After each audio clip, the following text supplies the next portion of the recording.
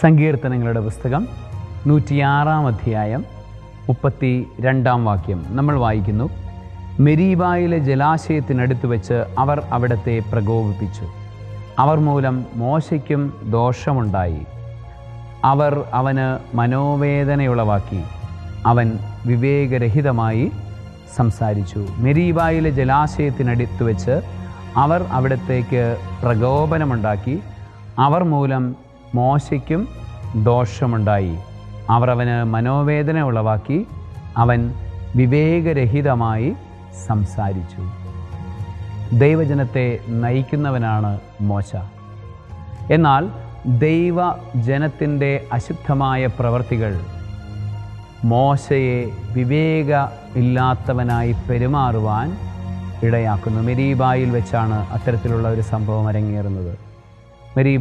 മെരീബായുടെ ആ ജലാശയത്തിനരികത്ത് വെച്ച് ദൈവഹിതത്തിനെതിരായി മോശ ചില കാര്യങ്ങൾ ആളുകളോട് പറഞ്ഞു, അന്യ ദേവാരാധകരോട് പറഞ്ഞു. അങ്ങനെ അതുകൊണ്ടാണ് പിന്നീട് വാഗ്ദത്ത ദേശത്തേക്ക് പ്രവേശിക്കുന്നതിന് മുൻപ് മോശ മരണമടയാൻ കാരണമായത്. അപ്പോൾ ഇത്തരത്തിൽ നമ്മൾ മനസ്സിലാക്കേണ്ട ഒരു കാര്യം, ഈ ദൈവജനത്തിൻ്റെ പാപം അവരെ നയിക്കുന്ന വ്യക്തികൾക്ക് ഇടർച്ചയ്ക്ക് കാരണമാകും. നമ്മൾ ഒരു ഇടവകയിൽ സംബന്ധിച്ച് ഇടവകയുടെ ജീവിതം നോക്കുമ്പോൾ ആ ഇടവകയിലുള്ള ജനത്തിൻ്റെ പാപം ആ ഇടവകയിലുള്ള വൈദികൻ്റെ സഹനത്തിന് കാരണമാകും. ആ ഇടവകയിലുള്ള വൈദികൻ്റെ ആ കൃപയിലുള്ള ജീവിതത്തിന് തടസ്സമായി മാറും എന്നുള്ളതാണ്.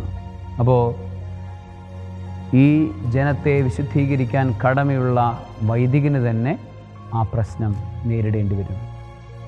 അവനിലേക്ക് തന്നെ ആ ഒരു അമ്പ് എയ്യപ്പെടുന്ന അനുഭവം ഉണ്ടാകും. ദൈവജനത്തിൻ്റെ പാപങ്ങൾ അതുകൊണ്ട് പുരോഹിതൻ തന്നെ എടുത്ത് മാറ്റാൻ ശ്രദ്ധിച്ചു. നിരന്തരം ദൈവജനത്തെ ശുദ്ധീകരിക്കുന്ന കർമ്മങ്ങളിൽ വൈദികൻ ഏർപ്പെടണം. ഇടവക ജനത്തെ ശുദ്ധീകരിക്കുന്ന കർമ്മങ്ങളിൽ വൈദികൻ ഏർപ്പെടണം. ദൈവജനത്തെ ശുദ്ധീകരിക്കുന്ന കർമ്മങ്ങളിൽ ധ്യാന ഗുരുക്കന്മാർ ഏർപ്പെടണം. തങ്ങളുടെ രൂപതകളിലുള്ള ജനത്തെ ശുദ്ധീകരിക്കുകയും ധാർമ്മികതയിൽ വളർത്തുകയും ചെയ്യുന്ന കർമ്മങ്ങളിൽ മെത്രാന്മാർ ഏർപ്പെടണം. അതുപോലെ തന്നെ സഭയെ മുഴുവനെയും നവീകരിക്കുന്ന കർമ്മങ്ങളിൽ നിരന്തരം മാർപ്പാപ്പ ശ്രദ്ധാലുവായിരിക്കണം. ഈ ഒരു കാര്യത്തിൽ നിന്നാണ് അത്തരത്തിലുള്ളൊരു ചിന്ത അല്ലെങ്കിൽ അത്തരത്തിലുള്ള ഒരു ബോധ്യം സഭയ്ക്ക് കിട്ടുന്നത്. അതുകൊണ്ട് തന്നെയാണ് നിരന്തരം സഭ അശുദ്ധിയിലേക്ക് പോകാതെ വിശുദ്ധരായി നിൽക്കാൻ ദൈവജനത്തെ പ്രേരിപ്പിക്കുകയും അതിനുവേണ്ടി വചനം അവരോട് പറയുകയും ചെയ്യുന്നത്.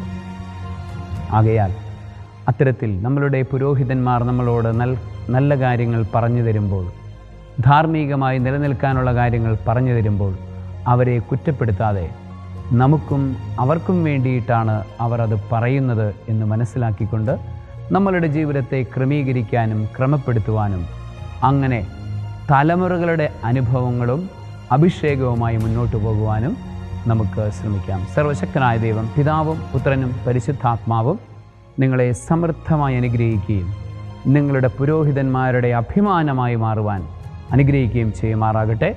ആമേൻ.